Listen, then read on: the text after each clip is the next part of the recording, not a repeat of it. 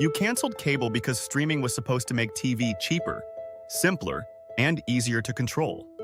Now the bill is back, except it does not arrive as one giant cable charge. It arrives as smaller charges that feel harmless until you add them together.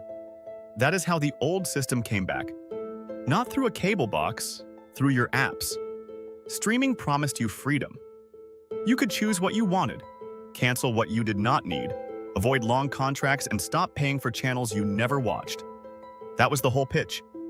Cable was bloated, yet streaming was clean. Cable had ads. Streaming felt ad-free. Cable forced bundles. Streaming let you pick. But now, the system feels familiar again. The prices are higher, the ads are back, the bundles are returning, and the biggest events are getting locked behind specific platforms. You did not imagine it. Streaming did not kill cable. It learned how to become it.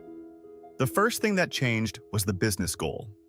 In the early streaming era, companies wanted your subscription more than your profit. They needed scale, so the deals felt unusually good. Low prices, huge libraries, fewer ads, easy cancellation. It felt like the customer finally had leverage. Then growth slowed, investors wanted profit, and the question changed. It was no longer, how many people can we get?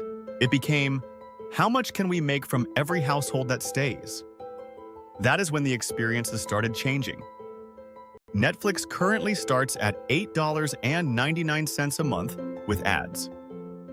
But if you want standard without ads, it is $19.99. If you want premium, it's $26.99. That is the new streaming ladder.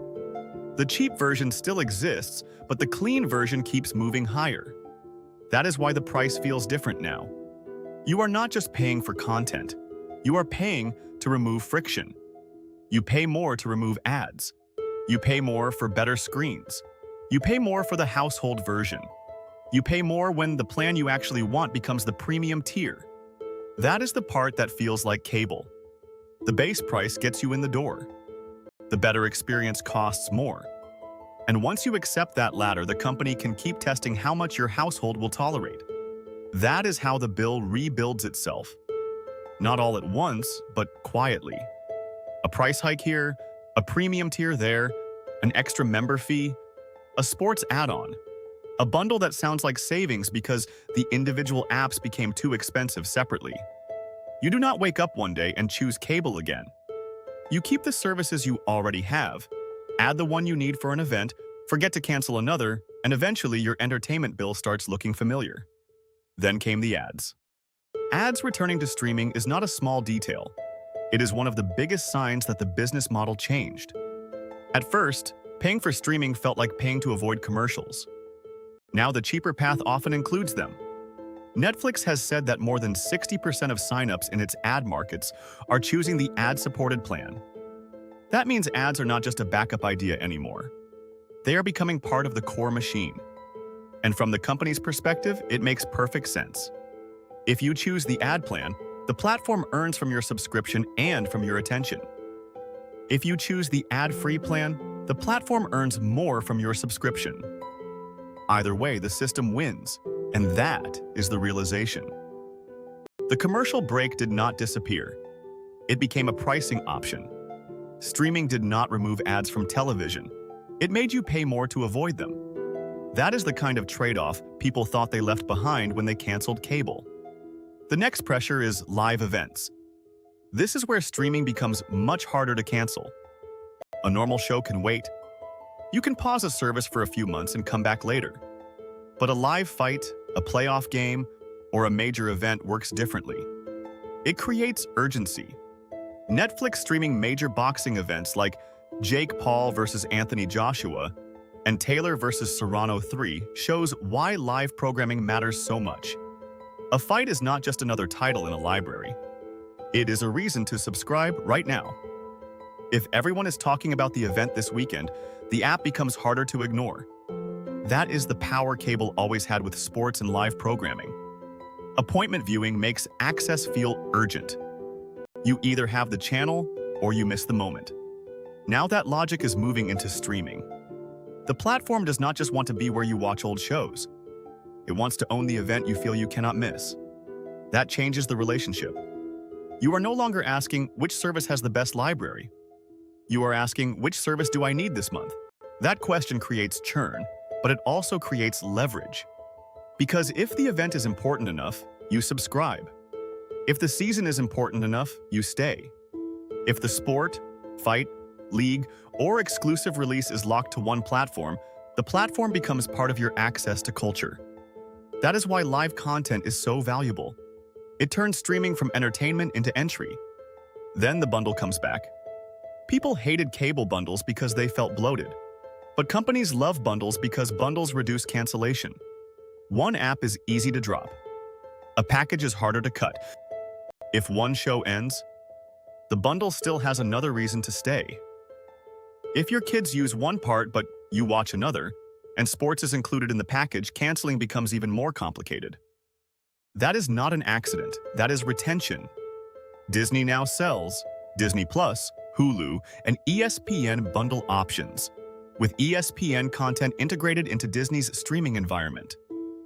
YouTube TV lists its main plan at $82.99 a month and sells a modern live TV package with channels, sports, and add-ons. That is cable logic with better software. The old bundle was built by your cable provider. The new bundle is built through apps, partner offers, sports packages, live TV plans, and subscriptions that renew before you think about them. The strange part is that you now do more of the work.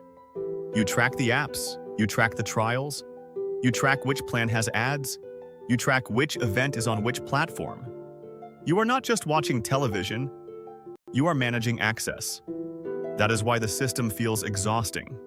Streaming gave you more control, but it also gave you more responsibility. And when every company wants its own recurring relationship with your wallet, the total stops feeling simple. Parks Associates reported that streaming reaches 91% of US internet households, while traditional pay TV has fallen to 41%. Those households average nearly 6 video subscriptions and spend about $109 a month across them. That is the cable moment. Not because every app individually became cable, because your household rebuilt cable by stacking services. A subscription here, an ad-free upgrade, a live TV plan, a sports bundle, a forgotten app, a 1-month event subscription that becomes a 2-month charge. That is how cable comes back without calling itself cable. The final shift is psychological. Cable was one bill you hated. Streaming became several bills you tolerate. That difference matters. A giant cable bill made the pain obvious. Streaming breaks the pain into smaller pieces, so each individual charge feels easier to justify. $8 here, $15 there, $20 for ad-free, $26 for premium, $80 for live TV. No single charge has to feel outrageous. The stack does the damage. That is the hidden system. Streaming companies are not just competing to entertain you, they are competing to become the infrastructure of your screen time. An entertainment infrastructure always wants the same things: recurring payments, ad inventory, live events, bundled access, and household lock-in. Enough friction that you stay even when you complain. That is why streaming did not stay simple. Simple was the promise. Recurring revenue was the goal. And once the business matured, the goal won. If your streaming bill feels like cable again, comment which app pushed you over the edge. Was it the price hike, the ads, the sports paywall, the live event, or just having too many subscriptions? And if you want more breakdowns of everyday bills, hidden fees, and business systems, subscribe to Hidden Insights. The final realization is that cable was never just a wire in the wall. Cable was a revenue system. It bundled content, controlled access, sold ads, carried live sports, and turned entertainment into a recurring household bill. Streaming changed the delivery method. It did not escape the business logic. It digitized the bundle. It personalized the ads. It moved the bill into apps. And it made you rebuild the same system one subscription at a time. You canceled cable to stop paying for channels you did not want. Now, you pay for apps you forget to cancel, ads you thought you left behind, events locked behind platforms, and bundles that look more familiar every year. Streaming did not kill cable. It learned how to become it.